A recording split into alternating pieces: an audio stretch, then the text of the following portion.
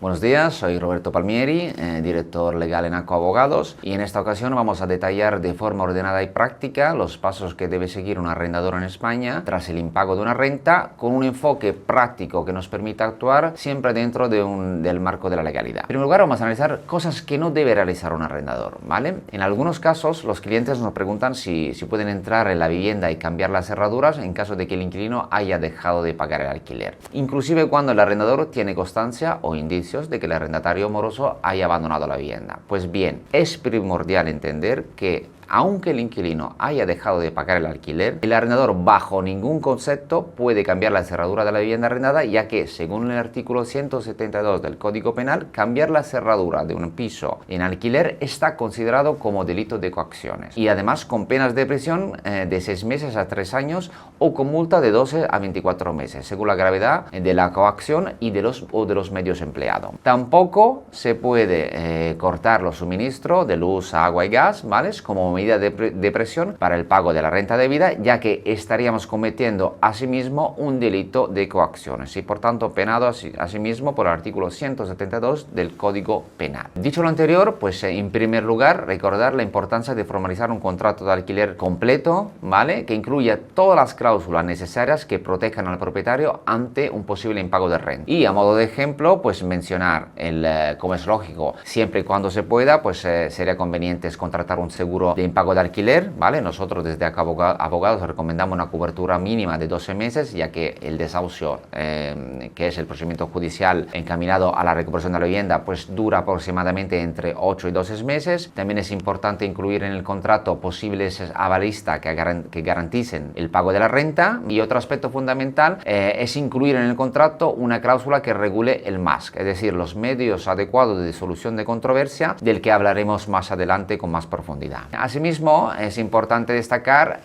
que el impago de una sola mensualidad ya legitima la acción de desahucio, según regula el artículo 27 de la Ley de Arrendamientos Urbanos. Inclusive si el importe impagado consiste en las cantidades asimiladas a la renta, tales como puede ser el pago de suministro de luz, agua, gas, internet, gasto de la comunidad o tasa de basura. Obviamente, siempre y cuando estos gastos se hayan pactados a cargo del arrendatario en el contrato, conforme faculta la misma Ley de Arrendamientos Urbanos en su artículo 20. Presentado lo anterior, ya entrando en materias, indicar que ante el impago del alquiler, pues el arrendador, antes de actuar, debe verificar una serie de cuestiones. En primer lugar, el arrendador debe verificar que la renta esté efectivamente vencida, y esto pues lo debe contrastar según el vencimiento fijado en el mismo contrato, y obviamente que no esté pagada, ¿vale? Por otro lado, el arrendador debe revisar el contrato de alquiler y en concreto tanto las cláusulas de resolución del contrato por impago de la renta, así como el pacto relativo al devengo de los intereses de demora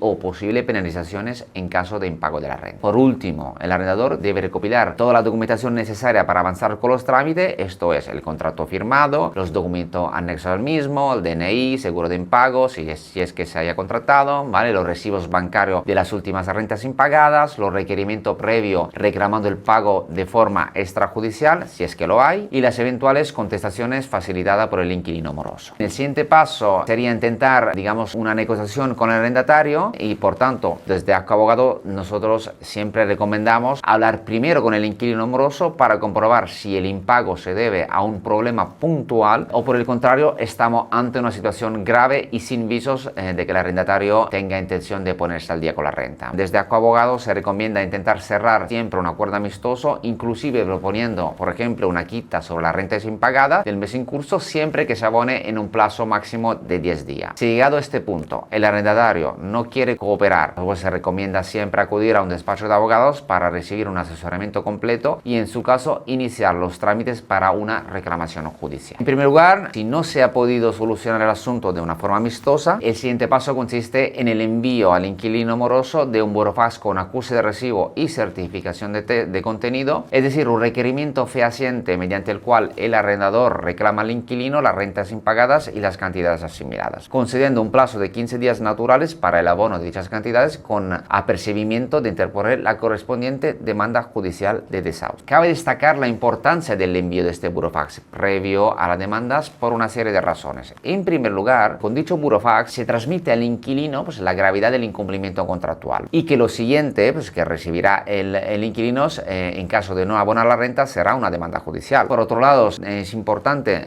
enviar con carácter previo a la interpretación de una demanda judicial el correspondiente burofax para reclamar los intereses legales en caso de que en el contrato no se haya estipulado el devengo de los intereses de demora tras el impago. Otro aspecto fundamental relativo al envío del burofax es evitar la inervación del desahucio, es decir, la reactivación del contrato de arrendamiento en caso de que el inquilino abone la renta tras la interposición judicial del desahucio, evitando de esta forma la necesidad de interponer un posterior de desahucio en caso de que haya un nuevo impago con posterioridad. El instituto de la inervación está regulado en el artículo 22.4 de la Ley de Enjuiciamiento Civil. Otro aspecto importante del envío del burofax es comunicar al inquilino de que si no abona la renta debida se procederá a su inscripción en el registro de morosos, ¿vale? Ya que como consecuencia de estar en una lista de morosos, pues el inquilino se le complica bastante su situación económica. Otro aspecto importante de la fase prejudicial radica en que con la entrada en vigor de la Ley Orgánica 1/2025, que reforma el funcionamiento del sistema judicial en España, ya no es posible acudir directamente a los tribunales para reclamar un desahucio por impago, ya que desde abril del 2025 la ley exige que antes de interponer una demanda el propietario intente resolver el conflicto mediante un medio adecuado de solución de controversia, es decir, un MAS. Pues desde Acobogados pues recomendamos simultanear el burofax de inervación junto con la oferta confidencial vinculante, siendo esta oferta vinculante uno de los más admitido en derecho. De esta forma, con el mismo burofax reclamamos las deudas a efecto de evitar la inervación y aprovechamos además para cumplir con el requisito legal que nos obliga a estar un medio adecuado de solución de controversias con carácter previo a la demanda.